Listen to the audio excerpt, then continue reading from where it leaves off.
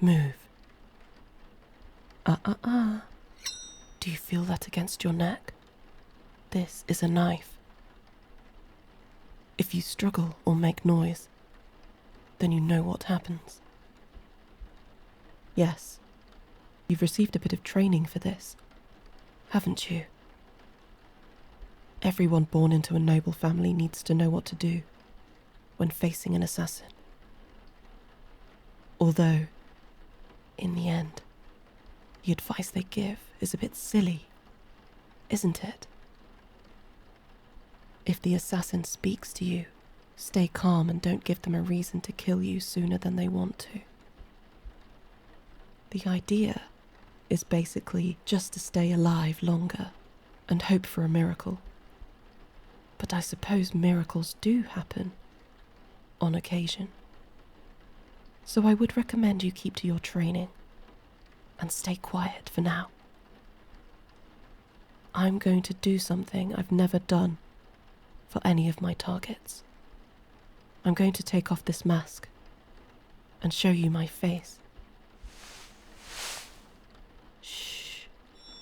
Don't forget the knife. But I'm flattered you recognize me. As a potential heir to your house, I know you had to memorize the names and faces of members of rival houses. But I'm a rather minor member of the Blancmont family. Even though my family and yours are bitter enemies, I think most members of your family wouldn't have bothered to remember me. You seem a bit confused. It's very simple. I'm the Blancmont's personal assassin. I've been officially adopted into the family as a cover. As you might have guessed, I was sent here to kill you. Technically, you're not next in line to take over the family, but your brother is. Well, let's just be honest. He's incompetent. You, on the other hand, could actually be a threat to the Blancmont if you were chosen to lead your house instead. I'm sure you're wondering why I'm even telling you all of this. If I wanted to kill you, it would be easier to have never woken you up. But that's the thing. I don't want to. When I was assigned to kill you, I did a little spying to understand who you are, what your weaknesses are. Hush! I kill people for money. Spying on you isn't the thing to get upset about here. Anyway, as I watched you, I found myself infatuated. Well, for starters, you're not bad to look at. Some of your cousins are considered more conventionally attractive, but only because they center their entire lives around their appearance. You have a sort of effortless, subtle beauty about you. Perhaps it takes an assassin to appreciate. Pleasing to the eye, but without drawing undue attention. And then there's your wisdom, the very reason I was ordered to take your life in the first place. You're practical, and you're willing to set aside the unnecessary things that others cling to. The fact that you alone have been arguing in favor of making peace with the Blancmont in order to end our counterproductive feud. You don't care about revenge. You just want to move on. It's a shame the Blancmont think that you're lying through your teeth to trick them. I know you really mean it, though. I put on a bit of a show when you woke up to keep you quiet. But the truth is that I don't think I can bring myself to hurt you. It's one thing to snuff out the lives of greedy, cruel nobles who are a threat because of how ruthless they are. But to remove you from the world, it would be a crime. You still have a sense of humour? Even at a time like this? All right, fine. Both are crimes. But the former is merely a crime according to the law. The latter is a crime against humanity.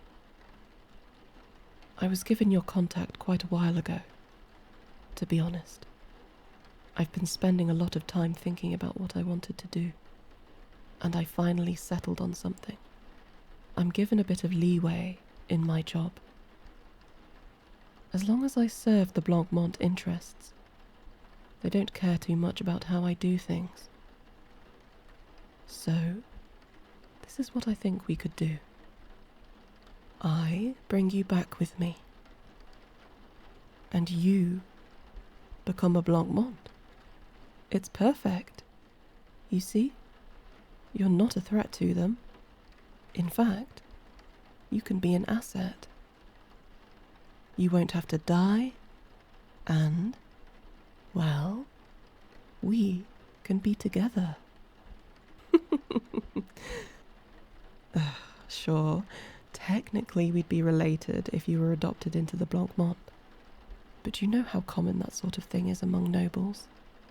At least in this case, it won't be a blood relation. So, what do you think? It's not a bad deal, right? You get to live. I get a chance at you.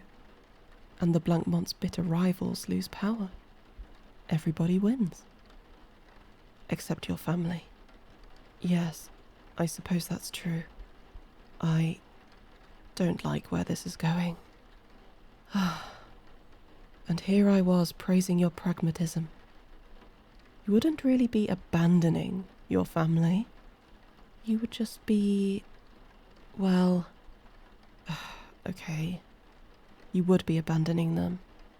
But if I kill you, then they lose you anyway.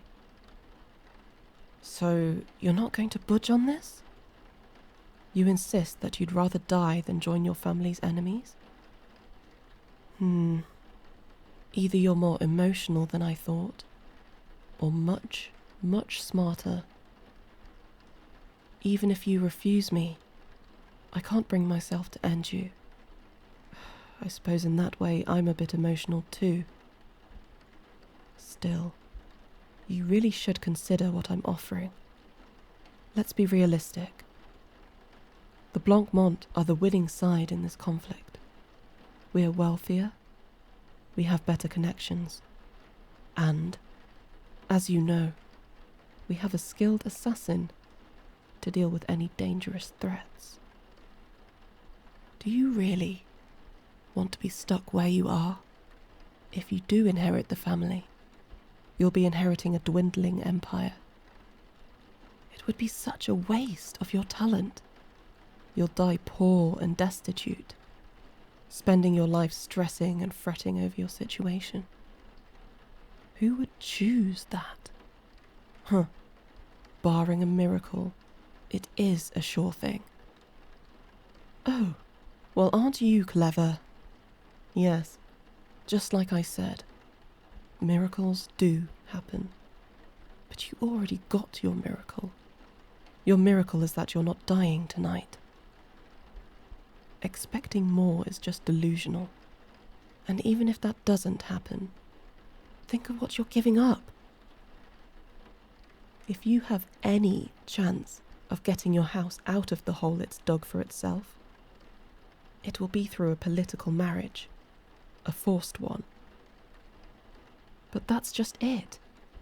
I'm not blackmailing you into marrying me.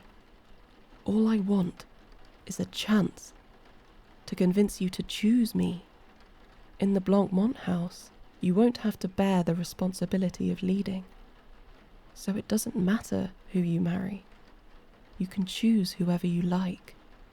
And, you know, I'm not a bad option. I have plenty to offer. I'm wealthy, intelligent, and I feel like we could really understand each other in a way that others don't. This is the only way you'd get a chance like that. Well, I suppose technically I could join your house instead, but that's... I don't want you to take this the wrong way, but it's not as though I'm willing to drop my entire life for you. I'm interested in you, and I'm taking quite a risk by ignoring my orders. But I am genuinely loyal to the Blancmont. Even if it's technically only a cover, I am officially part of the family, and I am grateful to them. But we've only just met. I see your point. If I won't drop everything for you, then I can't ask you to drop everything for me. I enjoyed observing your shrewdness from a distance, but it's a bit frustrating now that you've turned it on me. Well, I suppose you've given me something to think about. You're more determined than my observations suggested. I just realized that I didn't accomplish even one of the goals I came in here with. This is going to complicate things. Still, the fact that you can turn me away with nothing more than words intrigues me. I might be even more interested in you now than I was before. I expected to leave here with you, or with your head, if I could muster the strength. I didn't consider what would happen if you remained alive and at home. Well, I would recommend that you don't tell anyone that we spoke. Even if I can't bring myself to kill you, I don't have such reservations about anybody else. Don't test me on this, or they'll be the ones to pay the price. We'll speak again some other time. You might not have gotten the best impression of me today, but I'll try to show you a better side of me next time. And keep this in mind. At some point, I need you to stop being a potential threat to the Blancmont. I can't kill you, but unless we find another way, I might eventually have to resort to kidnapping. I would suggest you help me find another solution as soon as possible. For now, I bid you good night. I hope you managed to get some sleep.